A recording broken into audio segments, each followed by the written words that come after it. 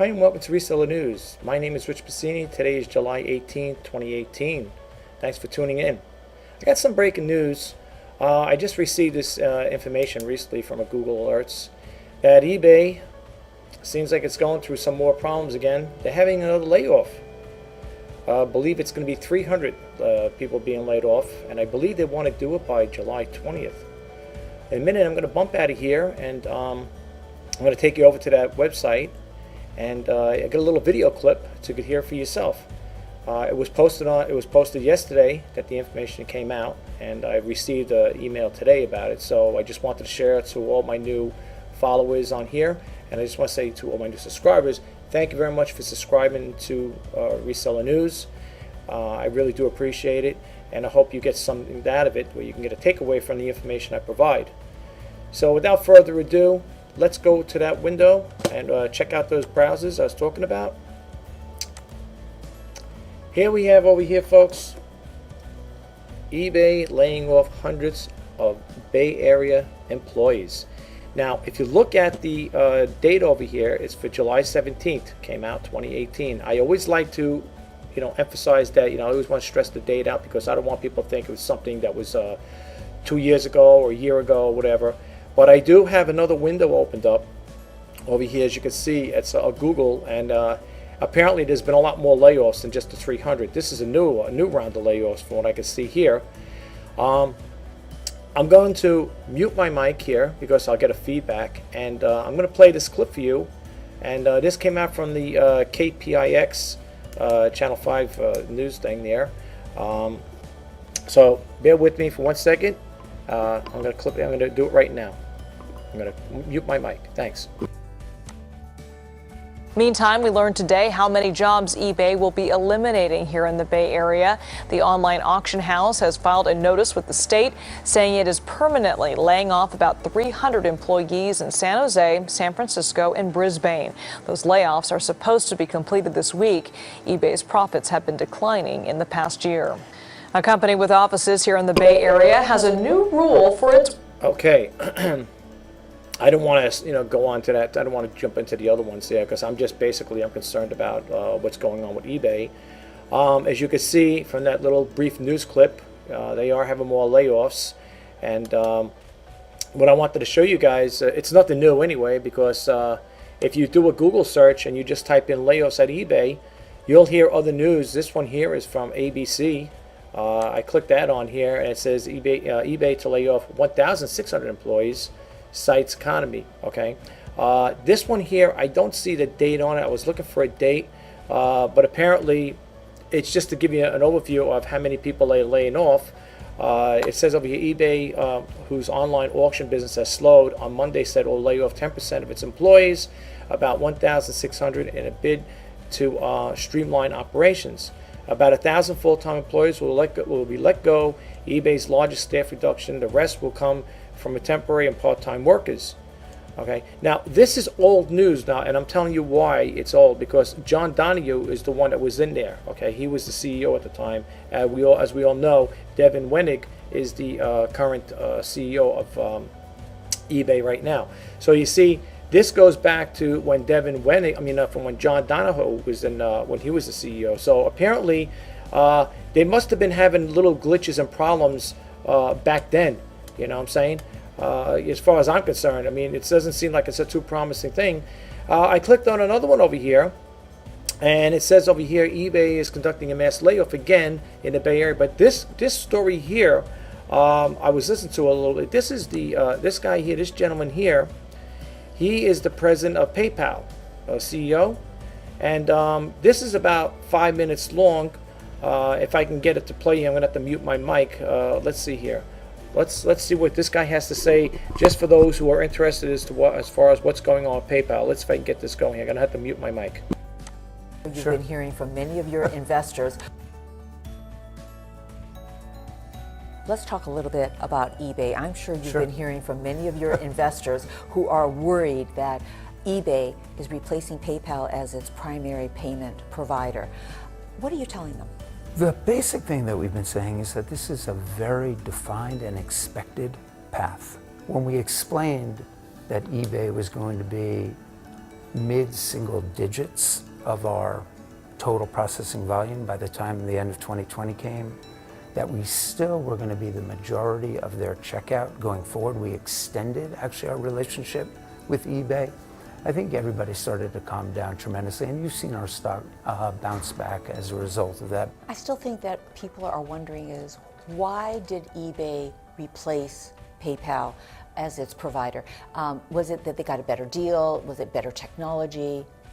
Yeah. What's the deal here? So there were two parts of the deal. One was the branded PayPal acceptance. That was the most profitable part of the business. It is the overwhelming majority of the business. And then there was the unbranded kind of credit card processing piece of it. So when we looked at this, we said, okay, we've got the most profitable part of the business. The other part is barely profitable, and we have a lot of costs to support it. So financially, we're better off not having that, and we're not prevented from partnering with anybody else. And we want to be that neutral third-party platform. So for us, this was kind of a no-brainer decision for us. And for eBay, it was also the right decision to go with what every other marketplace has out there, multiple providers for payment. Well, not long ago, you said that PayPal was in talks with Amazon about a possible partnership. Where do things stand with that? So we try not to talk about any one particular set of discussions that we're having, but we're having robust discussions with all of the leading players out there, and I expect that that will accelerate now that we have the opportunity to be truly a neutral third-party platform and not be restricted with the operating agreement. Again, that's post-July 2020, and those where all those restrictions come off of us. So tell us about the future of Venmo. It's really caught on with so many people, especially millennials. Are you, what are your plans to innovate and monetize Venmo? What we're going to do now is add incremental services, so allow Venmo users to basically click on any PayPal button for a merchant and be able to not just send money peer-to-peer, but buy things from merchants using their Venmo account.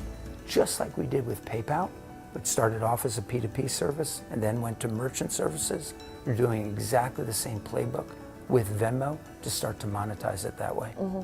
Are we going to see that because of the popularity of Venmo and how young people are interacting with the financial system, are we going to see an end to the days of them having a bank account or credit cards, or maybe they're going to even stop using cash? Yeah. Do you see that trend happening? The millennial generation, the generation below that, live on their mobile phone. They're very used to doing transactions on their phone. And so I think as you look ahead and you see that change in behavior, I think you're going to see a lot of changes in financial services in general. It will be predominantly mobile driven, for sure. This seems the perfect time to bring up Bitcoin and those other cryptocurrencies. Yeah. We have to talk about that, and I know you've been pretty skeptical about Bitcoin. Do you still feel that way? I do, and the reason for that is it is not a great currency right now for legitimate businesses because it's so volatile in nature. That cryptocurrency can bounce up and down by 5, 10, sometimes over 10% in a day.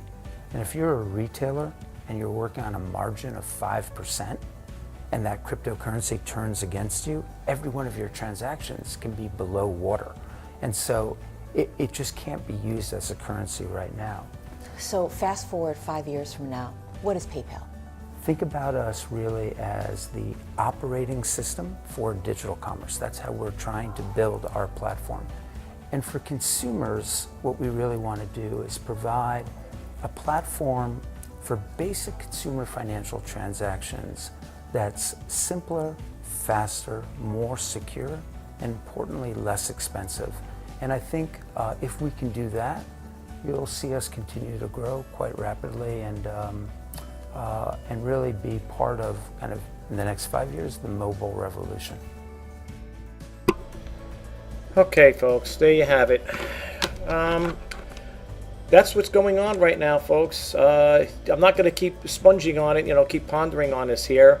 But as you can see, if you do a Google search here and you do eBay layoffs, you'll get a whole bunch of information here. And believe it or not, when you scroll all the way down to the bottom, you will see PayPal layoffs for 2018. But I'm not getting into that right now.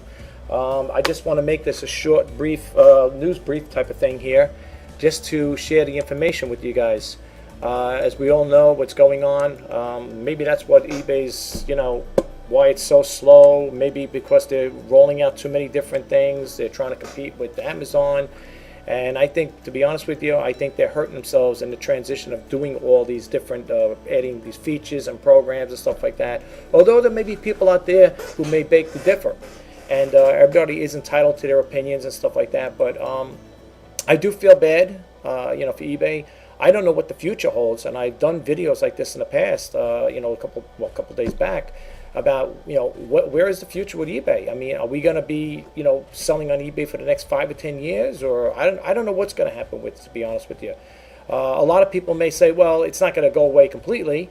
It may not, but the platform, as time goes on, if they keep depleting their staff, not only that, when they're getting rid of, all right, now these are the people in the California offices, but what's going to happen with the tech support? What happens then? I'll give you an example. When I got laid off of my company back in June of 2016, a lot of people that were let go, they weren't replaced. And what happens is the people that are left there in that position, you're taking on more work now, okay? I used to have a saying like that there. I used to call it redirecting the work or something like that. We had a saying amongst us in the corporate world. And basically what's happening is when people leave, they don't hire people to do your job or this one's job or Sally's job or Billy's job. Now it goes to me, Rich, So now I have to do the job of 3 other people, okay? So my take is, people may say, all right, listen, you're making a big thing about this here. It's only 300 people being laid off. What's the big deal? Well, you've seen before what I showed you when John Donahoe was in the office, they laid off 1,600 people, okay? I'm not making this stuff up, okay? That's why I get the facts first. A lot of people say, well, you can't believe what's on the internet. Well, I do. Those are the facts, folks. I mean, you want to get the facts on something, you Google it in most cases, all right? That's how I look at it. And if it takes you to a viable website, ABC News, Fortune website, these ain't people coming up there just to build up their ratings and tell you stories like that. These are facts. This is what's going on right now. So the thing I'm trying to say is the more these big corporations keep laying people off, what are they doing? Are they replacing them, or are these jobs that are being we call it vanished or vanquished? Are they outsourcing these jobs overseas? Like my job was outsourced overseas along with 1,000 other people's jobs. What's the quality of work going to be? I don't know, because when jobs go overseas or they get, you have to retrain these people. You know what I'm saying? And in some cases, if it's not cost effective for a company, they just may do what they have with the employees they have. Maybe you might get a tech support guy that's on a tech, he's in a tech department. Now instead of him doing technical work, he may have to he might do customer service work. They might offload the work to him. I could see that happening. People get rid of a job. They relinquish that job, and what are they going to do? They'll give it to the next guy. Okay, well listen, sorry, but this is how it is. We had to let go of 20 people in the customer service department, so we're going to divvy up the work. And I've heard that happen. I've seen it happen, even with the companies I work for, where companies will let people go. They'll let it, depending on how many people being let go, and the work gets divvied up and it gets redistributed. That's what we used to say. The work gets redistributed is exactly what it is. I know because I've seen it happen. I was there when these things happen. So yes, it is a scary thing. I feel bad for the 300 employees because if you read that article or the clip in there, I didn't read the whole thing, but I seen part of it as it was playing. By July 20th, those 300 people, they want them out, And I do feel bad for them because I know that when I went through that, I remember my last day and the last day in June, and you got all your stuff packed up in your box, and you're going around the office and saying goodbye to all your fellow co-workers, wishing them the best. They're wishing you the best. The tears, the cries, everything comes out, And needless to say, you're on your own. That's it. Once you walk out that door, you're never going to go back again. There's no reason for you to come back there unless you're going to, hook up with a friend for lunch or something that's still working there, which I've seen that happen. Not with me per se. Once I got laid off from the company, I had no desire to go back there again. And the reason why I have a little animosity towards my situation is because I felt that I was duly unjust in the way it was done. I was a loyal, dedicated worker, never missed a day off from work. I was always there, rain, sleet, or snow. I did everything, I never took sick days and stuff like that. Gave it my all, 150%, 110%, 150%. I was always there. My company, my job was for me, saying I appreciated my job, and there were times I would even go in a little extra early to, give back to the company. And I did it because I was grateful for the company for taking me on a permanent basis. I was temping for 4 years, holding temporary jobs for 4 years because I couldn't get a job at the time. And I went to that one particular company, and I was temping there for 4 years. And 4.5 years later, after they finally brought me on, the company has layoffs. And who's part of that layoff? Yours truly. So I know, I feel their pain. Believe me, I know what it's all about. I feel their pain. So, I wish them all the best. It is what it is. I know. And it's not only them. There's other companies too. But the only thing I'd like to know is if eBay is going to go to this, this change in employees and stuff like that, the shifting around with all these different things here. I don't know what areas these people are being let go. What are they going to do to, regroup this company, get it back where it is now? Because you're shrinking your workforce. What's the quality of service here? And I don't really know from that. I didn't read the whole thing, but I don't know what job capacity they're getting rid of. Are they getting rid of software developers, software engineers, whatever, programmers? I don't really know where these jobs are going. You know what I'm saying? So it leaves you wonder. What's the future going to be here? Is eBay service going to get worse? To be honest with you, I'm thinking of, I got only 312 items listed right now. I'm thinking of, to be truthful, to take half of that and shift them over to Amazon. So far, Amazon seems like it's okay. I haven't heard about anything about it. I never did, I didn't do a Google search on to see if Amazon's having layoffs, but I'm sure they are. And I know it's nothing new. I may get comments on this after this video is viewed, whatever. People may say, you're talking about layoffs. This has been going on all the time. It's no big deal. Well, the only time it becomes a big deal, folks, is when you're selling on it full time. That's when it becomes a big deal. And people may say, well, you make it sound like you're getting laid off from the company. No, but I wonder about the integrity of the company. What's the service going to be like? You had 1,600 layoffs when John Donahoe was in there. Now you got another 300. And I think a while back they had, in Israel, they were laying off some 300 or 400, 600 people over there. Every time you turn around, they're downsizing their workforce. So, all right, you say, well, that's Israel, but still, it's an eBay affiliate, right? They do work for eBay, right? So you keep chopping down your workforce. What kind of service can we expect? It's bad enough in some cases when you call up. Have you called up customer service? If you haven't recently, I was on hold, no exaggeration, and I'm thick-headed that way. I wanted to see how long it was going to take me to get a call through to the customer service.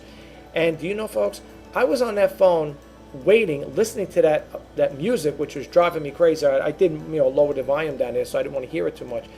45 minutes. And I thought I was the only one waiting that long. Somebody else was waiting around the same time frame. So I said, oh, wow, it's not me. Yeah, folks, 45 minutes. This is going back sometime in June, I think, when I was doing a video about the no views. That's when all that stuff was gone. The customer service was terrible by then. And I even told them when I finally got on the phone, I said when I talked to the customer rep, I said, can I share this with you? I've been on this phone for 45 minutes waiting to get a customer service rep. And the lady goes on, she goes, I'm so sorry about that there. She goes, I'm so sorry for the delay. I don't know, like I said, maybe they're short-staffed over there. I don't know. All I know is, thank God I had a speakerphone, because if I had that phone next to my ears for 45 minutes, I would have went stir crazy, But it's true, So I'm starting to wonder, I don't know what the future holds for eBay. Now, some people may beg to say, all right, so listen, they're downsizing. What's the big deal? You can still sell on it. You know, it's not like they're closing their doors tomorrow. That's true. It ain't. But I'm wondering, you know, with the system glitches, if that's all those glitches or whatever the things that we're working on, have they been finalized? That's the thing that gets me. So I don't know. You know, I'm in limbo with that. But anyway, I just wanted to share that with you guys. You know, because I figure eBay sellers, you know, I deal with PayPal. I mean, we all do because we're still on eBay and PayPal is still there for purchase and stuff. You know, I just want to see what kind of feedback I get from this video and tell me what you think. The other thing I just want to say really quick is I noticed a lot of times, I had this happen I think 2 times this week. I had a message to buyer. I had to send the invoice 2 times, in some cases 3 times before I actually got paid. I say this, if eBay is listening, you know, if you guys over there in eBay could change that buying process around, that would be pretty good, where the buyer has to make the payment right there and then. You know what I'm saying?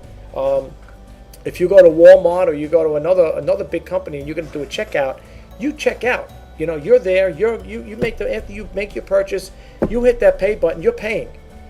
eBay doesn't have that there. They give you so many days before you open up an unpaid buyer case.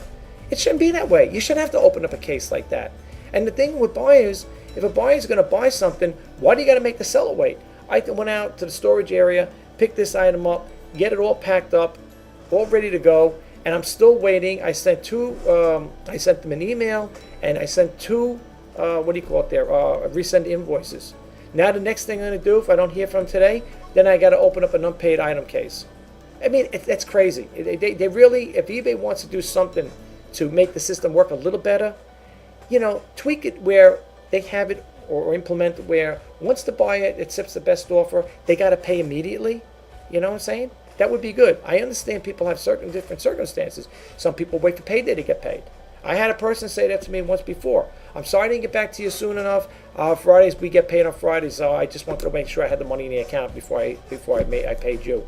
Okay, I understand that. We all have situations like that, financial situations where we have to work to the best of our ability for it's going to work for us. I understand that, but for the most part, really, eBay's got to do something with that. I mean, I shouldn't have to, you know, resend the invoice twice and then email the person, and then on the 3rd time or the 4th time, well, actually two resends, 1 email, and then on the 3rd time, I got to notify eBay, open up an unpaid buyer case, you know, on a paid item. So it shouldn't be like that, folks. That's not the way it should be. But I just wanted to share that with you guys. If you have any comments, please share it with us. If you like this video, if you got anything out of it, please subscribe to my channel and give it a thumbs up. And if you want to be updated on the reseller news, please subscribe to my channel. Hit that little bell notification there, and you'll get you'll get updates as soon as they come out. I thought I'd bring this to everybody's attention because it is kind of new, and you know, I thought maybe it's something that you might be interested in. So thanks again. Have a great day. Until next time, I'm Rjpasini for Reseller News. Today's July 18th, 2018. Take care. Have a great day. Bye-bye.